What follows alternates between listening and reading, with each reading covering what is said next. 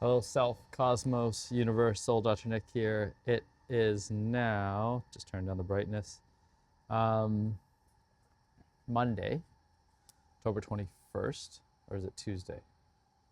Monday, October 21st, 2025. I think it's Tuesday. Let me keep coming back to again. Yeah, it's Tuesday. Tuesday, October 21st, 2025. At around 8:30 in the morning. Sorry, it took me a little bit to figure out the date. We're about to head over to Lake Cowichan with my parents who are here in town, my beloved, my son. We've dropped off our dear Bao Bao, our cat, to our friend's Elizabeth. He's getting a little play date with Buddy. We're gonna be there for 4 days.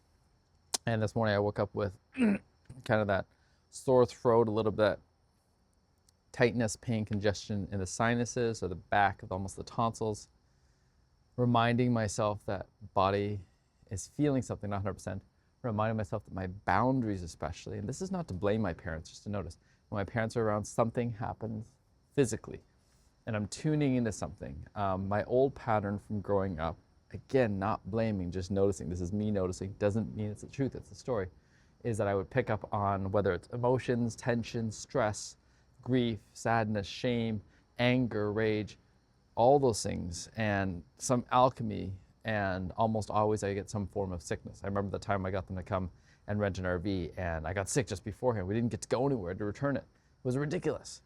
And I really wanted that here. Whoa. Whoa. Those were like some really cool doves or something else, almost like a flying formation that went so fast I could hear them, I could feel them up here on the rooftop. Sorry, that was so cool.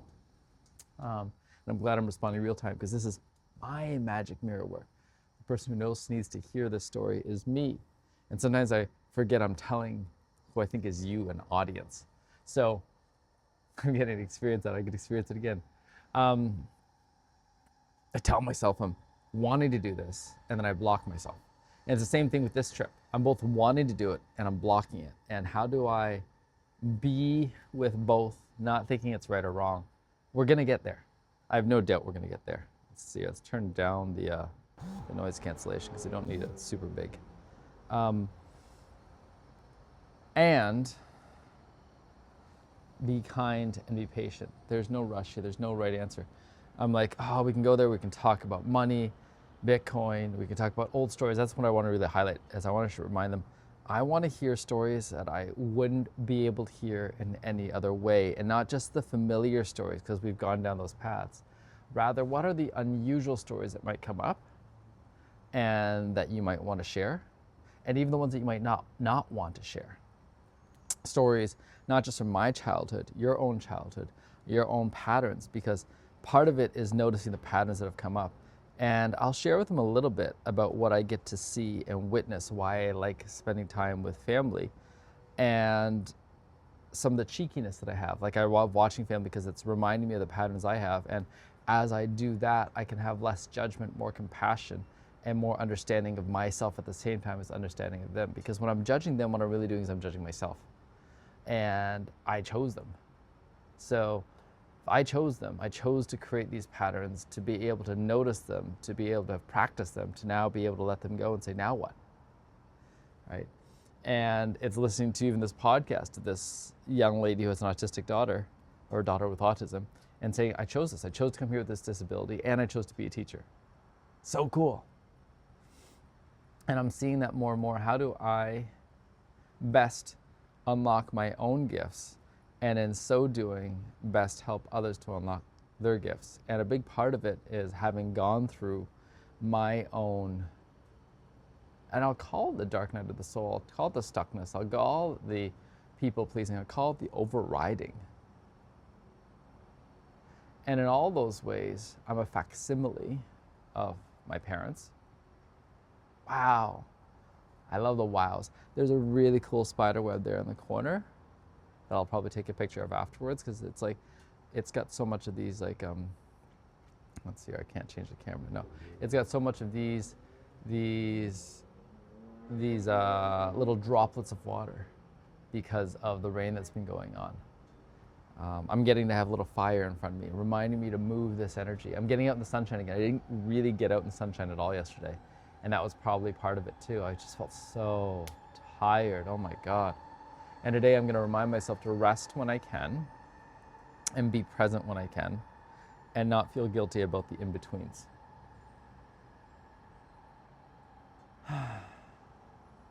Started watching Avatar again. So good to rewatch it. And then my beloved's like, I don't remember it all. It's like, that's actually a gift in a way. You get to experience it again for the first time. And for myself, I remember a lot of it, but I remember a lot of it. And so my brain is excited that it knows it's going to happen. I'm going to practice just being with it and noticing things I wouldn't normally notice in this next go around. And that's the thing I forget because I focus on the same stuff. Because I'm like, yay, I know how to focus on that rather than what else is happening because there's so many things going on at once in these things. All right. Then I listened to Bitcoin today, listening to Jack Mallers, and just getting a better and better sense of how to read the rooms, how to read the words of the politicians, how when my beloved especially tells me, I don't understand, you just said a bunch of stuff. That's probably the politician in me who's used to saying a bunch of stuff and how to be more direct and more clear. And then being able to notice when she does the same thing, I want something salty and crispy. I'm like, and I'm really grateful. I was like, I'm tired right now. I'm having trouble interpreting. If you can be really direct, I can fetch it. It's the indirectness that's hard. And then recognizing my son does the same thing and recognizing he's learning it from us, right? And sometimes it's fun, guessing. And sometimes it's frustrating. And it's not one or the other. It's just noticing in that moment what is the current capacity of the person giving the message, of the person receiving the message. And that's the reminder. I got that from Alex Hormozi. If someone is a real expert at something, I don't have to tell Matt, please do X, Y, and Z. The main thing is tell him what the end result I want is, and then he can figure out what X, Y, and Z are. And those are the pieces I forget. Like when I'm working with someone who has less capacity, it's important to give one step after another after another. And right now, where I'm at in building the business, clients, I don't have anyone lined up for October. I don't have anyone lined up for November. I don't have anyone lined up for December, January, February, March, I have a lot of possibilities I didn't follow through on. And part of it's probably because I recognize, take a little bit of a break, take a little bit of pause. What's important? What's critical here?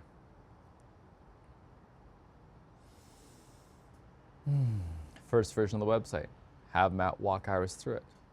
Have Matt walk Iris through it. Have Matt walk Iris through it. So many little things that I'm doing for myself over and over again to practice. Right now, it's the grief of letting go of a condo, of this probably being the last one that we live in long term for a long, long time. Not right, not wrong, at least in Canada, because the way the regulations have worked, and it's funny to recognize this, the regulations here, especially around Vancouver, BC, they've created it to be so high that probably about half the cost goes in the regulations, the checking, all this stuff. And even as they do it, it's not like this project is so superior, which would be so different then. It's actually inferior in many ways because they're just building for the regulations rather than building for the real competition of the enjoyment, the absolute delight and desire of being in a community that is created by this building company. Like, I don't know of any building company that has that kind of reputation right now. It's like, oh, I want to be in that community. I want to be in a Bosa community. I want to be in a Panache community. I want to be in a Mosaic community. It's like, they're all kind of okay. Because none of them have been able to benefit from that level of branding. None of them are trying to do it. And it's funny learning about the first time that they made canned foods. So many people got sick and diseased because it was the separation from the customer and the producer. And so many people were making these really inferior products. And I think that's what's happening with cat food right now. Raw food, all that stuff. And the ones that really focus in on it can build a ginormously successful brand. And it's not happening yet because there isn't enough incentive yet. And that may be a place to look at. Would love for someone to make some really, really good, potent raw food because it's not happening right now. Um, so, what else is there around all this? Let's take a pause.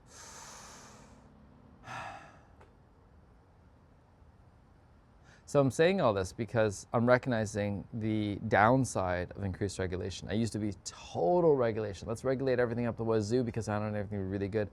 Not recognizing that building in the foundation of society is way more important.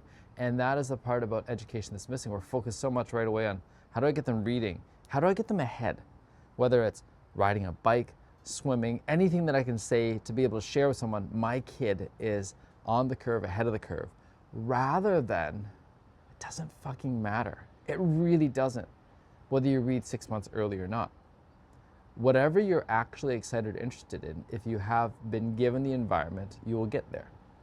What really matters is creating an environment where you can get there, where you find the sense of self. Who am I? How do I regulate? How do I follow excitement? How do I find joy? How do I discover independence? How do I discover self? That's why, in some ways, for some of these children, I'm not worried about having these talks that we have about specific things. How do you protect yourself? Blah, blah. And they're not interested because it's not a specific way to protect yourself, rather a general way of how do you define who you are? And I'm not right. So right now, this is I saw a grand experiment, and it's not an experiment, it's a remembering of child raising, of remembering of, okay, I'm gonna keep noticing how I've done it wrong and keep learning from it and not try to get everyone else to do it the same way I did just because that's how I did it. And I didn't come to the point that I'm at right now because what happened to me was the right way. It was the way that I chose to come here. And we've swung so far away from the innate intelligence that we may want to swing a little bit more in that direction and realize that sometimes we'll get it wrong. We'll give almost too much autonomy, too much self-reliance. And how do we create more structure then? And noticing this back and forth and playing with it and playing with learning from different teachers, different ways of going, different modalities, different gentleness, different firmness, different masculinity, different femininity, different divinity, different devotion, different commitment. Really being able to work with him. For me right now, it's the alchemizing the guilt and the shame and the worry. Those ones that keep coming out. Alchemizing the anger and the rage. Alchemizing the inner knowing, the intuition. And then noticing when that is being coupled with the desire to hoard it all, take it all, the fear of losing out, of losing autonomy, losing control, and how that's coming up probably in reaction or response right now to the control being taken away at times. And recognizing when I'm doing that and when am I actually doing that in service of, or when am I doing that to make life more simple for myself. And I'm saying these out loud and you may not get it all, but that's because you're not living my life, because that's magic mirror work. This is for me. And part of this, why I'm doing it, is less, oh, you are learning from me and you're going to think I'm so wise, rather than you seeing the consistency of me doing this and saying, okay, I can see his growth with the consistency of what he's doing. Is this a practice that might serve me? And if it is, then maybe I'll take it on. And if it's not, then why would I take it on? And that's a thing sometimes. We take on practices that don't really serve us because we think, oh, I want the result. Rather than, do I want the wholeness of their experience of life? The wholeness of my experience of life is that I took a lot of decades going through a lot of hells. Even now, I go through my own hells for a few hours at a time when I feel like I totally shut down. And even now, I'm consistently saying, who is it that I want to bring in as a teacher, mentor, ally? Recognizing that I'm shifting it to ally, but there's still a part of it that I see them as a mentor and teacher. And that's okay. And I've got a few people to reply to in the near future, and that's okay. So I'm just noticing right now, magic mirror work, replying work, packing work, preparing work, being work. Feeling the tension because there's a part of me that's like, oh, I feel like I need to do that for someone else. And then feeling the responsibility. I want to do it for me too because I know I'm clearing up the energetic places and spaces that I hold on to at times before. And responding. So I'm going to respond, and I'm going to check in, and I'm going to plant seeds for perhaps I need to let things go. Perhaps I'm going to tune in. So right now I'm tuning in. Right now I have a day dedicated to myself in a week, October 27th, but I'm also starting to feel this little bit of something. So I may need to cancel. So instead of canceling right beforehand, I'm going to practice noticing it right now. And if it's increasing over the next day, I'm probably going to cancel now. Because my body's just telling me, hey, thank you, and no thank you. Why are we pushing it?